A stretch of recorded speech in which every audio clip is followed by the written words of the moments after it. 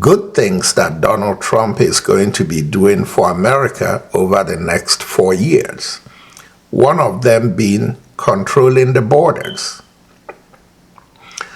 But there is no question I'm going to be bringing you a lot of things that are very wary that Donald Trump is going to be doing.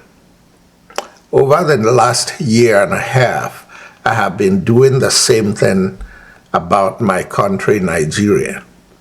And since I started doing that about my country, Nigeria, I have decided that I will not go to that country.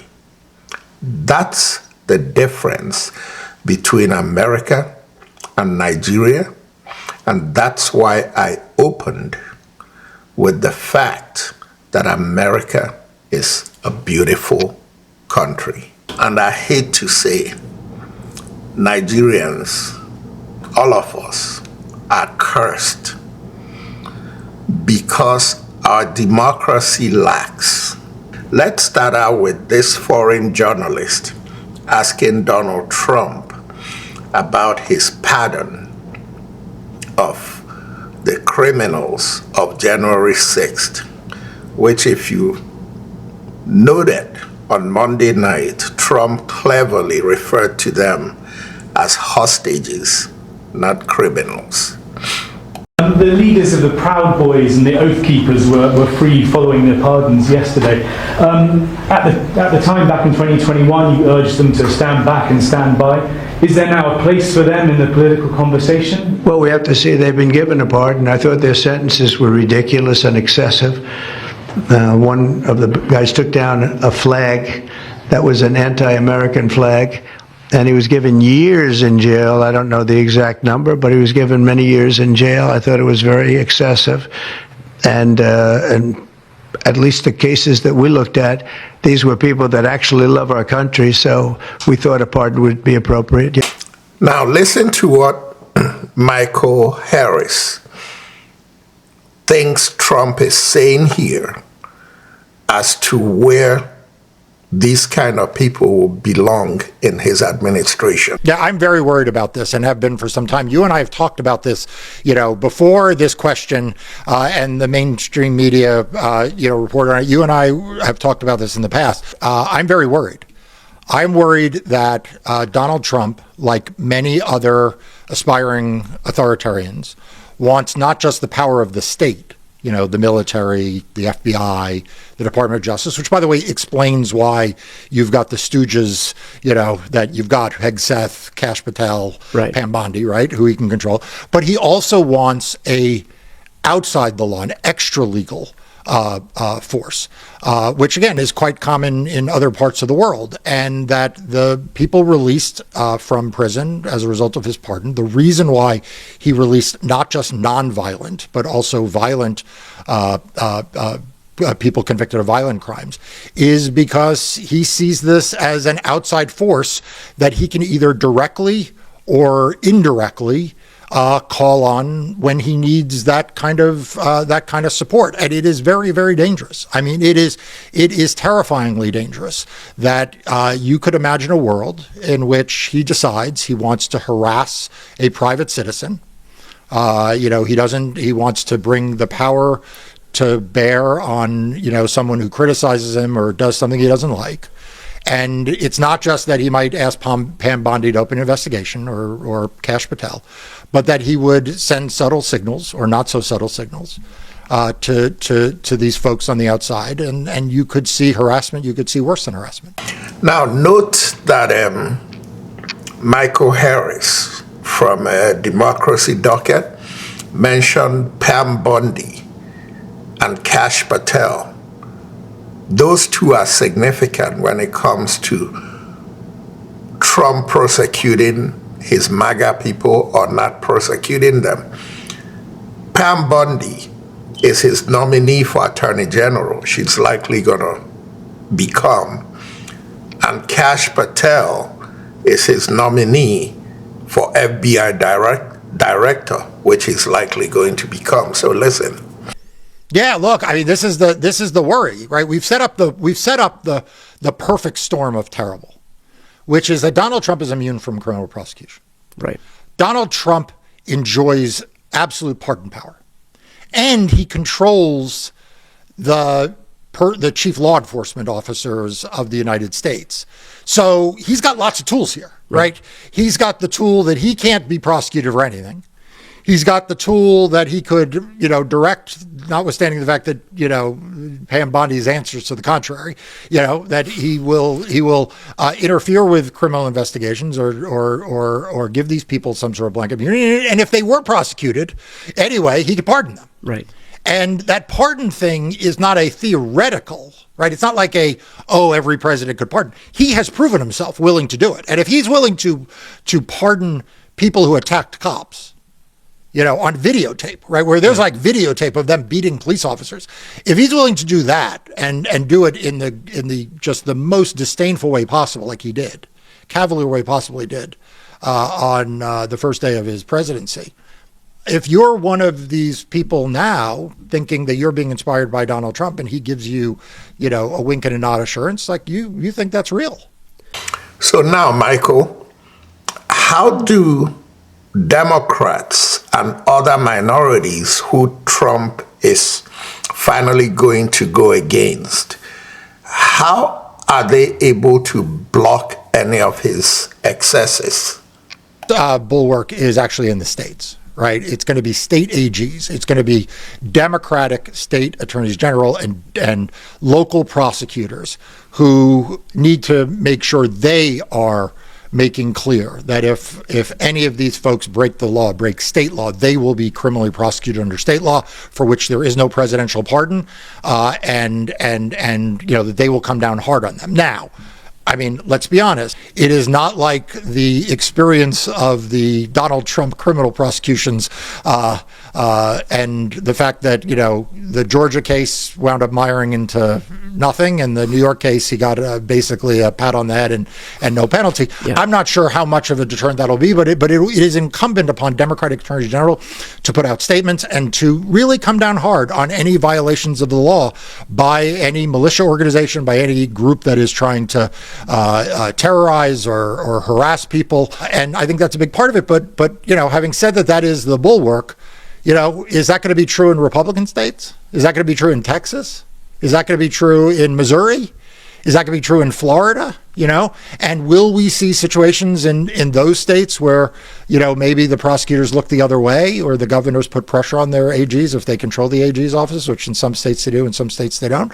So look, I think we're in for a rough 4 years, but I think we need to be very, very serious about what Donald Trump is capable of. And the people who said take him seriously, but not literally, that is some of the worst advice that was ever given. Because it turns out that if you had not taken him literally, you would not understand the mess we're now in. Michael, in third world countries, I'm from Nigeria, and we see this a lot. We're very concerned about election subversion, election intimidation, election rigging. With what's going on and the way Trump is going to more or less control everything, how does that affect your work? Certainly at Democracy Docket, it means we have opened the aperture some of our coverage to make sure that you can understand the full scope of the anti-democratic efforts he's engaged in. It's not just about subverting elections, but creating the environment around democracy that really undermine elections as well. As a lawyer, as someone who litigates, look, I mean, these are not disconnected things. I mean, it is not just voter suppression as in the make it, get rid of drop boxes. Right. Remember, it was not that long ago that my team and we were litigating people staking out drop boxes in body armor. Yeah, so I think what we see going into 2025 and 2026 is this. If at first we had voter suppression, which was make the rules of voting harder, we then moved to election subversion, which is refusing to certify accurate results. And we saw some of that in 2022. We worried a lot about it in 2024 if Donald Trump lost. We are still seeing it, by the way, in a North Carolina election for state Supreme Court. But now you get into the next level, right? And that next level is violence and intimidation. And again, we saw some of that in the past, and we talked about it and called it out. But do I worry that is going to be all of these things that Donald Trump has done is desensitized people to how absolutely terrible each of these tactics are, and the Republican Party gives them a pass, and most of the legacy media acts like it is somehow normal. Let me give you an example. We were told that one of the norms that everyone was on guard for is that Donald Trump, the White House does not tell who the Department of Justice should prosecute or not prosecute. Remember this? That was sacrosanct. No prosecute, no right. Telling prosecutors who prosecute not to prosecute. The night of the pardons, not only did he pardon people, what did he do? He said, stop prosecuting these people. Yeah. And what did the line attorneys do all around America? They stopped prosecuting. Where is the outrage of that? Yeah. Where is the legacy media saying, you know what, we were told, no, Pam Bondi said, White House not going to be telling us who to prosecute, not prosecute. Well, he just did. She's not even in office yet, just did. We cannot let ourselves succumb to the normalization of this. And I do think that, you played that clip at the beginning.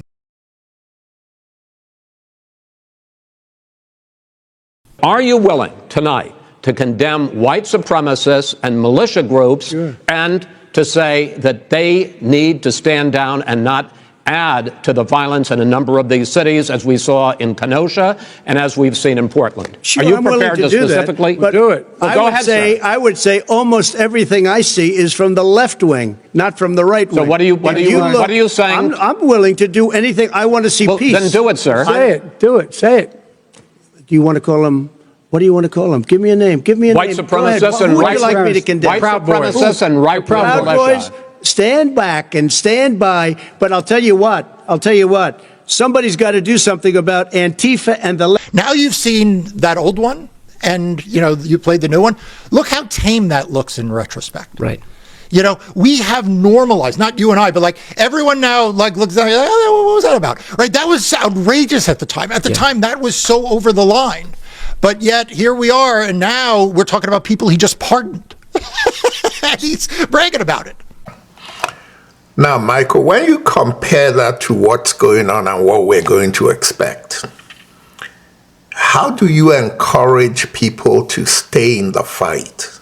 How do you encourage Americans who Trump's policies are going to adversely affect if they succeed? How do you encourage them to stay in this fight? You got to stay in the fight. Look, here's the thing. The other side wants you to give up. They want, they called their initial set of executive orders and pardons shock and awe. Why? Because they wanted to create an environment in which you thought all is lost and you would not fight back, that you would just curl up in the fetal position and let him win. And you cannot do that. The fact is, he is a bully.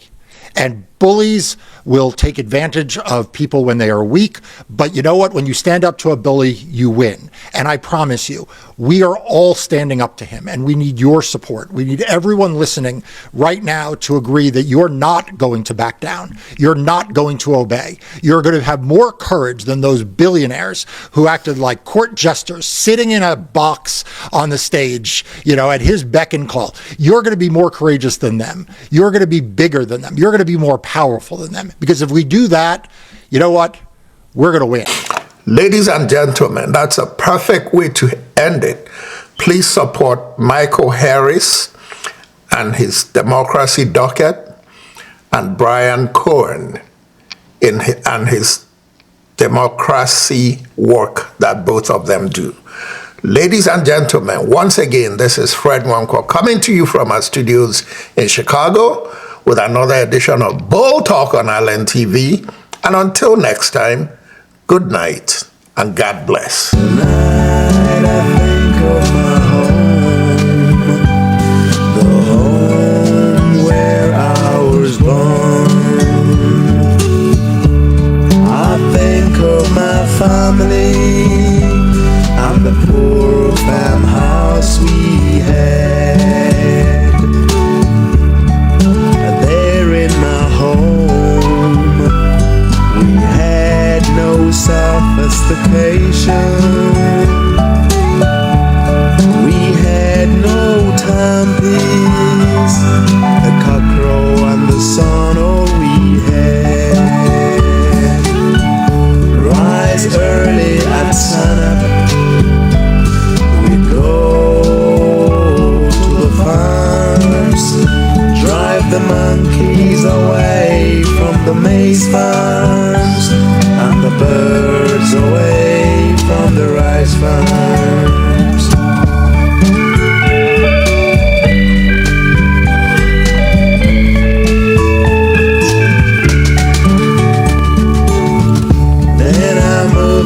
to Lagos, where I am right now. Here in Lagos, no one cares for now.